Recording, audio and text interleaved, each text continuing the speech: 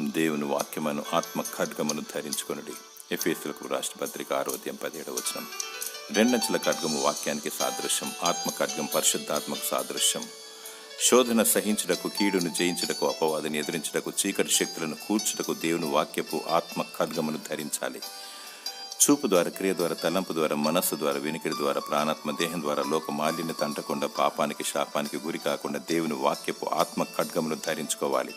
అనేకులు మనుషులను ముఖస్థుతి చేస్తూ ముందొకటి వెనుకొకటి మాట్లాడుచు కక్ష, క్రోధము, ద్వేషం, మతమచ్చరము, కలహము, భూతులు, అబద్ధాలు, వేషధారణ, అల్లరితో కూడిన ఆటపాటలలో తులతూగుతూ లోకంతో కాంప్రమైజ్ అవుతూ సాతానుకు ముద్దుబిడ్డలుగా ఉంటూ ఆత్మీయంగా చనిపోయి జీవిస్తున్నామన్న పేరు మాత్రము కలిగి నటనలో జీవిస్తున్నారు.